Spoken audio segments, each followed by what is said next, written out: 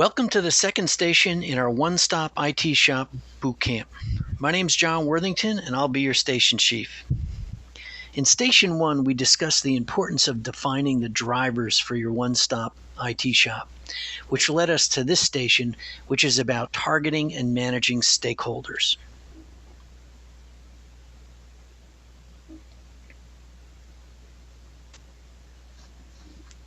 Here's the agenda. With an understanding of your business drivers in mind, we'll talk about identifying stakeholders and solidifying sponsorship. Then we'll talk about user profiles, personas, and use cases, and wrap things up by talking briefly about managing expectations. In Station 1, we talked about the diversity of stakeholders involved in establishing a one-stop IT shop. These stakeholders all have some common needs. They often have to wrestle with multiple entry points to obtain IT services. Expectations are not always met, and there may even be a requirement for multiple passwords or other hurdles. These needs really map to the generic drivers for a portal.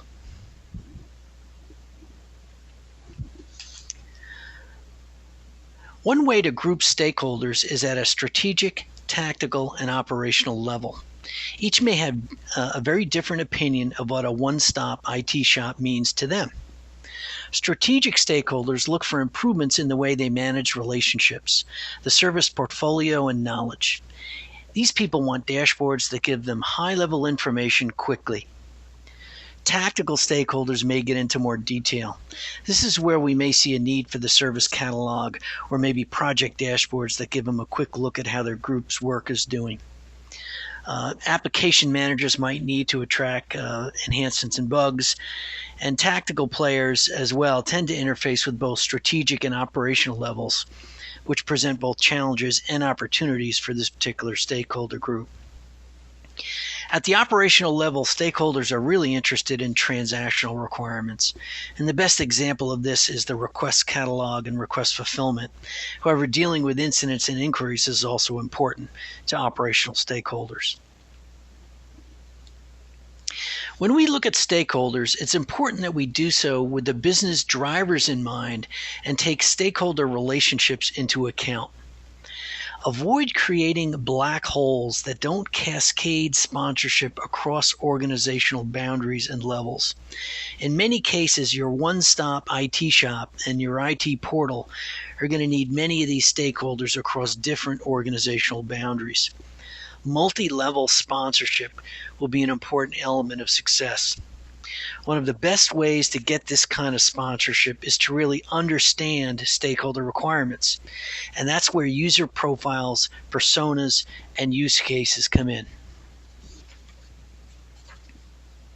Which users are most critical to the development of your one-stop IT shop will depend on the goals you identified in Station 1. But regardless of your specific objectives, it's important to prioritize the type of users based on your objectives. The term actor often describes job titles for a type of user. Roles, on the other hand, define the user's responsibility when participating in a process or using a system. So an initial first step is to identify the primary user types who are most critical to the near and longer term objectives of your one-stop IT shop. It's important to understand which user types will be important and when based on your plan. These user profiles are an important first step in understanding stakeholders. Now, one way we can make user profiles more tangible is by creating personas. Personas are a way of making user profiles more tangible and easier to envision. They represent user behavior, not job descriptions, and are hypothetical users without stereotypical or irrelevant information. Most important, personas are tightly tied to goals and are specific to a particular context. For example, the successful outcome that Joe the analyst wants is happy end users, not necessarily a tool that allows him to accomplish a specific task. Personas help us focus on successful customer outcomes rather than tasks that can change with changes in technology. This also can help us manage expectations. Now, while this is not intended to be an in-depth discussion of use cases, here's a few tips for leveraging use cases as you develop your one-stop IT shop. First, if you've conducted interviews with stakeholders, you should have a reasonable base of user stories that you can build upon. Take these as a starting point and define the actors involved, and remember that an actor in a use case could be a system or an IT service. Don't forget the 80-20 rule either. The use case should focus on the 80%. Spending too much time on every possible alternative may not be worth the effort. Although you should create basic and alternate workflows as part of your use case and be prepared to iterate the use cases as needed. Validating these use cases with stakeholders can help you minimize rework down the line and also helps with stakeholder buy-in and sponsorship. And again, this will be important in helping manage expectations.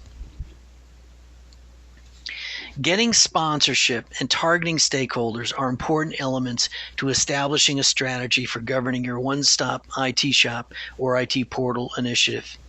But they're not enough. Basic stakeholder management will need to be performed and elaborated along the planning horizon.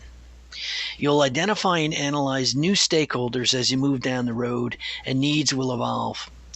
This requires that you engage and communicate with new stakeholders over time, and it's essential to ensure that the perception of your one-stop IT shop is driven by business needs. In the next station, we'll take a quick look at governing your one-stop IT shop. See you then.